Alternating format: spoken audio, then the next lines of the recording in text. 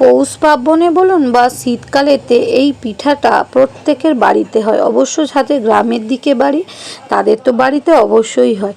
আর এই পিঠাটা খেতে কিন্তু দারুণ টেস্টি হয়, আর বানাতেও কিন্তু অনেক কম সময় লাগে। নমস্কার, আমি Mahua. Welcome to Mahua cookings. আবারও আমি চলে এসেছি নতুন স্বাদের একটা রেসিপি নিয়ে। চলুন বন্ধুরা, রেসিপিটা এবার শুরু করা যাক।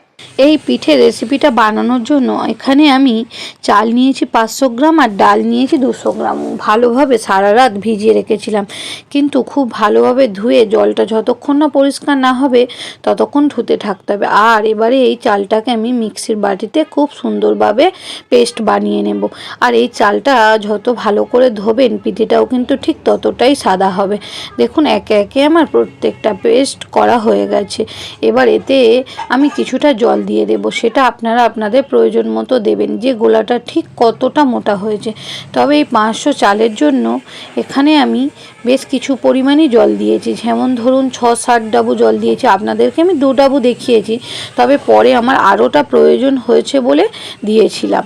এবার একটা গ্যাসেতে ফ্রাই প্যান বসিয়ে তাতে কিছুটা অয়েল ব্রাশ করে নিয়ে ওর মধ্যে ওই ডাবুর সাহায্যে কিছুটা দিয়ে দেবো। দিয়ে এরকমভাবে সুন্দরভাবে ঘুরিয়ে ঘুরিয়ে পিঠাটা বানাতে হবে। প্রথম পিঠাটা বানাচ্ছি তো তাই জন্য একটু মোটা হয়েছে।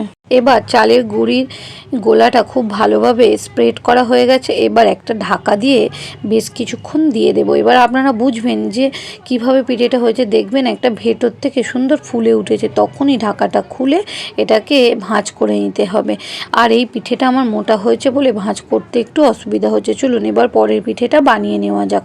আবারও গ্যাসেতে কিছুটা তেল স্প্রেড করে নিয়ে চাল ও ডালের যে পেস্টটা ছিল সেটাকে এবার একটা বাটির সাহায্যে দিয়ে দেবো। দিয়ে পুরো গোলাটাকে ঠিক এরকমভাবে চারিদিক স্প্রেড করে নিয়ে দিয়ে দেব চাপা দিয়ে কম করে 3-4 সেকেন্ড অপেক্ষা করলেই দেখবেন যে এটা কতটা সুন্দর হয়ে গেছে। এবার এটাকে ভাঁজ করে নেব। দেখুন কত সুন্দর 4 সাইড থেকে ছেড়ে যাচ্ছে। ছেড়ে গেলেই কিন্তু বুঝবেন যে পিঠেটা খুব ভালো হয়ে গেছে। আর এই পিঠেটা বানাতে যতটা কম সময় লাগে খেতে কিন্তু দারুণ টেস্টি হয়। এই পিঠাটা বানানোর জন্য গ্যাসের ফ্লেমটা কিন্তু লো টু মিডিয়ামে রাখতে হবে। আর এই পিঠের রেসিপির সাথে যদি খেজুর গুড় খাওয়া হয় তাহলে কিন্তু দারুণ মজা হবে। বন্ধুরা, এই রেসিপিটা যদি ভালো লেগে থাকে তাহলে ফেসবুক থেকে দেখলে ফলো আর ইউটিউব থেকে দেখলে সাবস্ক্রাইব করে দেওয়ার অনুরোধ রইল। তোমাদের এই পাশে থাকার জন্য আমি হয়তো একদিন অনেকটা দূর এগিয়ে যাব। আর যারা একদম নতুন, কোনোদিনও পিঠে বানাওনি, অবশ্যই প্রথম এই পিঠেটা দিয়েই ট্রাই করবে। দেখবে কত তাড়াতাড়ি পিঠে বানাতে সাকসেস হওয়া যায়। এইভাবে প্রত্যেকটা পিঠে বানিয়ে নিতে হবে। আর বাড়ির লোকেদেরকে যখন খেতে দেবেন দেখবেন তারাও কতটা হ্যাপি।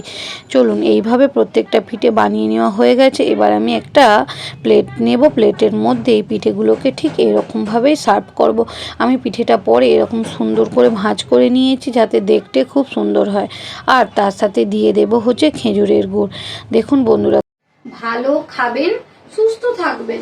দেখা হচ্ছে কিন্তু নেক্সট ভিডিওতে। বাই বন্ধুরা।